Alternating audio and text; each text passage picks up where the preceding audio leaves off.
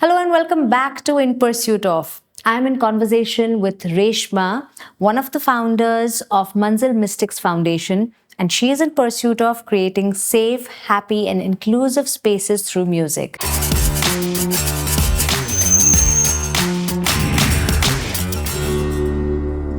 Welcome back, Reshma.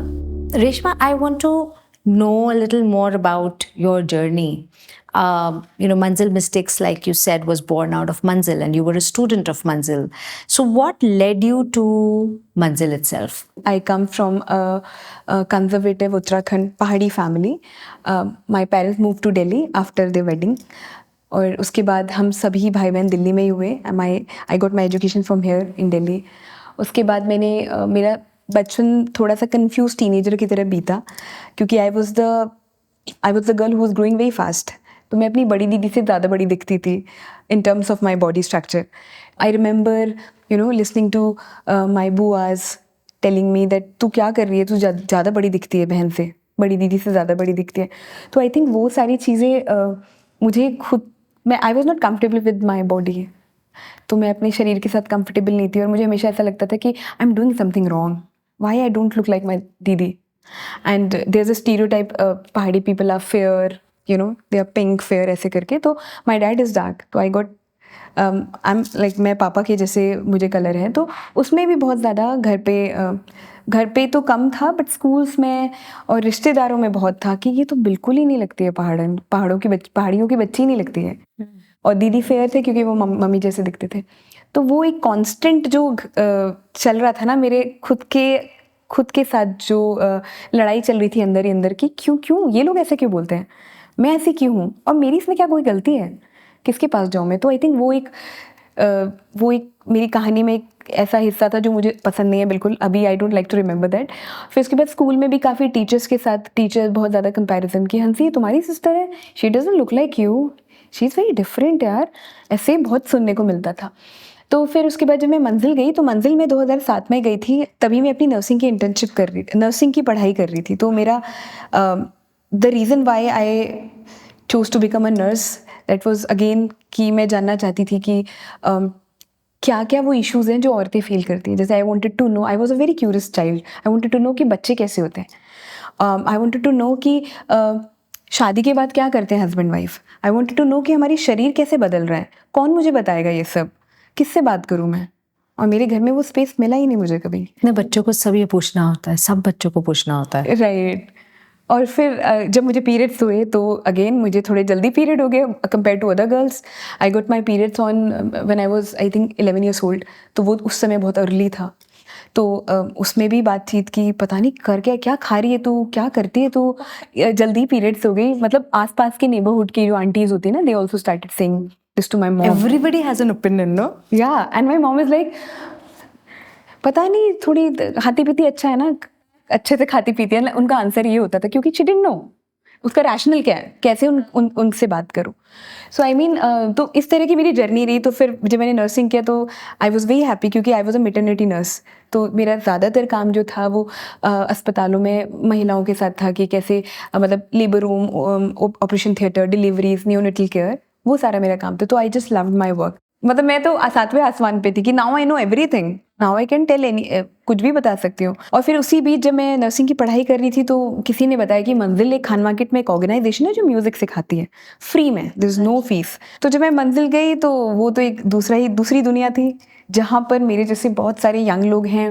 They are singing, there is no judgement आप कहाँ से हो, कौन से बैकग्राउंड से हो, किसी को कोई लेना देना नहीं है. People are just they are very cool, singing together, talking, chilling. तो वो काफ़ी आई थिंक वो मेरे लिए जो मैं बोलूँगी जो मेरे सोशल सेक्टर की तरफ जो रुझान हुआ वो आई थिंक बिकॉज ऑफ मंजिल. तो माई जर्नी स्टार्टेड फ्रॉम मंजिल एज अ म्यूज़िक स्टूडेंट. मैंने वहाँ म्यूज़िक सीखा. और फिर मंजिल का एक बहुत सुंदर कल्चर है कि आप सीखते हो और गिव बैक करते हो, सिखाते हो. तो जो भी सीखा आपको वो सिखाना ही है. तो फिर जब मैंने म्यूज़िक सीखा फिर उसके बाद मैंने 8 महीने म्यूज़िक सिखाया. Because I was already good at music क्योंकि मेरा वोकल अच्छा था और मैं बहुत जल्दी समझती थी चीज़ें, ताल समझ आती थी, मेलेडी समझ आती थी. तो फिर मैंने सिखाना शुरू किया मंजिल में. बस फिर उसके बाद एक सेशन हुआ जेंडर मंजिल में जहाँ पर तो बस for you it was like दोनों मेरे फेवरेट चीज़ें मिल गई. एक्चुअली. और वो सेशन रवि भैया के एक दोस्त ने लिया था. और उस सेशन में आई वॉज वेरी एक्साइटेड। तो मंजिल में एक नोटिस बोर्ड लगता था जहाँ पर बोलते थे कि ये सेशन हो रहा है, जो भी सेशन अटेंड करना चाहता है राइट योर नेम। तो मैंने अपना नाम लिखा। मैंने बोला ये जेंडर क्या होगा, जेंडर तो हम स्कूल फॉर्म्स में भरते हैं कि लड़का लड़की लिंग होता है जो राइट करते हैं। तो जब मैंने वो सेशन लिया, वो सेशन बहुत इंटरेस्टिंग था, मगर आई वॉज अनकम्फर्टेबल। मैं और एक और मेरी दोस्त है फिरदौस, हम दोनों अनकम्फर्टेबल हो गए सेशन में, क्योंकि वो सेशन कोई मेल ले रहा था और उन्होंने कुछ कुछ ऐसी चीज़ें बोली जो कि मेरे को, क्योंकि बॉयज़ भी थे वहाँ पर, तो बहुत ऐसे लग रहा था कि मैं सवाल पूछना चाहती हूँ बट आई कांट आस्क, क्योंकि I was feeling little awkward and I was not comfortable. तो जब सेशन के बाद फीडबैक हुआ तो रवि ने पूछा भाई वहाँ पे हर चीज़ पे फीडबैक होता है, तो मैंने बता दिया। फिर डरते डरते बताया कि भैया सब अच्छा था बट कोई फीमेल फैसिलिटेटर होती ना तो हम और सवाल पूछते। फिर उसके बाद मुझे समझ आया कि इस तरह के सेंसिटिव इश्यूज़ पर आपको कैसे बात करनी है वो पता होना बहुत ज़रूरी है। दूसरा, उसके लिए क्या आप कोई टूल यूज़ कर सकते हो। तो जब मंजिल मिस्टिक्स में हमने शुरू किया विभोर, तो हमने बहुत क्लियर सोचा कि music should be a medium where everyone should feel comfortable and equal और without any judgement that person can ask questions actually. तो वो आई थिंक वो मंजिल से काफ़ी कुछ सीखने को मिला actually. Wonderful. That's really wonderful. Discrimination against women or discrimination by color, ये कभी इंडिया में रुकेगा क्या? What do you think? मैं यही कह सकती हूँ कि we can just play our part, कि मेरा पार्ट क्या है इस मुद्दे को सॉल्व करने के लिए जो मैं कर रही हूँ। आई थिंक वो मैं सिर्फ उतना कह सकती हूँ, और अपने आसपास के जो मेरा इकोसिस्टम है वहाँ पर मैं कैसे इस तरह के मुद्दों में बदलाव लाने के पे काम कर सकती हूँ या अवेयरनेस फैला सकती हूँ। आई थिंक वही हम लोग कर सकते हैं। So your life has obviously been full of difficult situations in terms of discrimination, right? So Reshma, tell me, empowerment is a topic that we talk about a lot, but I'm not quite sure how prepared everybody is for it, like empowerment of women. And you are now an empowered woman, right? Starting from the time when you were a teenager and you felt that you had no voice, you had no say, but you are an empowered woman now. Does that bring its own challenges? या actually it does. So पहले तो मैं कहना चाहूँगी कि empowerment ना हर stage पर, if you say that I am empowered women, I am an empowered women, but अभी शायद मेरे लिए एम्पावरमेंट के मायने अब शायद कुछ और हैं, उस एज में कुछ और थे। तो हर स्टेज पर, हर सिचुएशन में आपके लिए एम्पावरमेंट क्या है। तो अभी मैं कहूँगी कि being in 30s, you know, and have a pressure of getting married.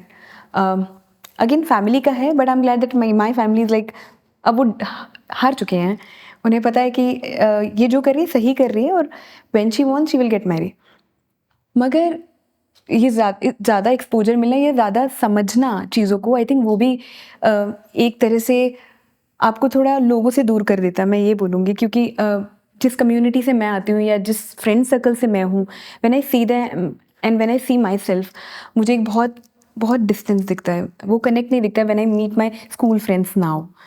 तो वो एक बहुत अलग चीज़ है। और when it comes to finding a partner, वो तो मुझे लगता है it's a most difficult thing, क्योंकि छोटी छोटी चीज़ों में, I mean I don't know if it happens with other girls and women too, but मेरे साथ बहुत होता है कि अगर एक छोटा सा जेस्चर मुझे लग गया, अरे यहाँ पर, जैसे I went with a friend, हम लोग कुछ खा पी रहे थे, and the way he was treating to the guy, तो वो मुझे बहुत अजीब लगा।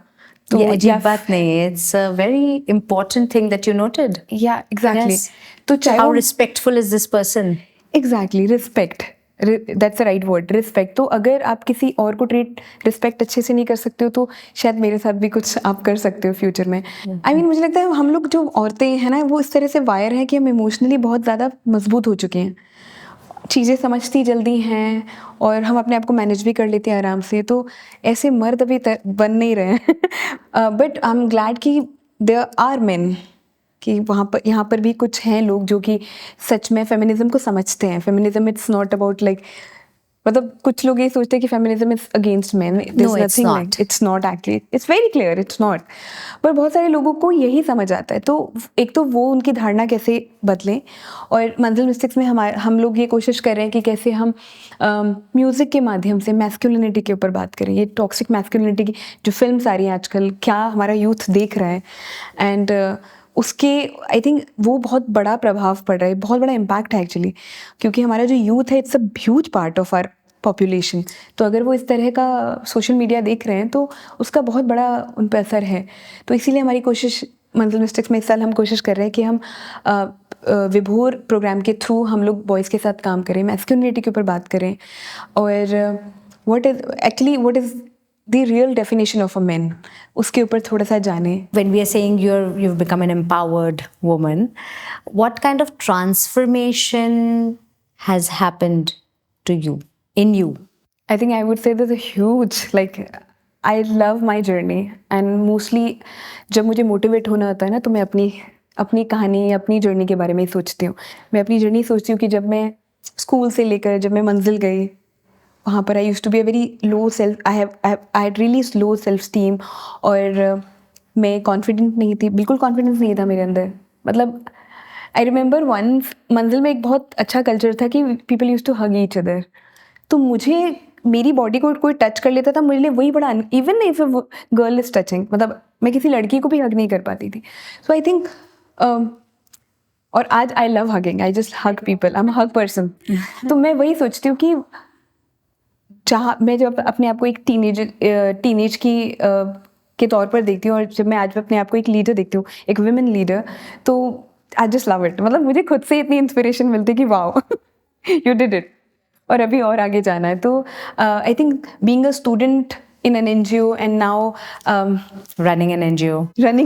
and also जो छोटे जो मतलब छोटे नहीं, काफ़ी मेरे लिए तो काफ़ी बड़े माइलस्टोन्स हैं, जैसे आपने UN कॉफ़ी टेबल में जो मेरा स्टोरी गया, तो आई थिंक वो बहुत बड़ा अचीवमेंट है। या फिर मैं US स्कॉलरशिप से गई, तो हमें ओबामा जी की तरफ से मुझे सर्टिफिकेट मिला उस समय, क्योंकि मैंने वॉलंटियर किया सबसे ज़्यादा। तो आई थिंक ये सारी चीज़ें और आपको हेल्प करती हैं कि आप सही रास्ते पर हो, और एंड ऑल्सो और बेहतर करना है अपने लिए भी और समाज के लिए भी, I think. So is it worth being empowered? I mean, empowerment is a feeling कि I mean you don't need, I mean मुझे ऐसा लगता है मैं खुद के साथ इतनी खुश हूँ, और जो भी वैल्यूज़ मेरी हैं उनके साथ आई एम वेरी कंटेंट। तो उसका तो कोई सवाल ही नहीं उठता कि आप एम्पावर होने से आपको खुशी मिलती है कि नहीं। I think that's I just love that.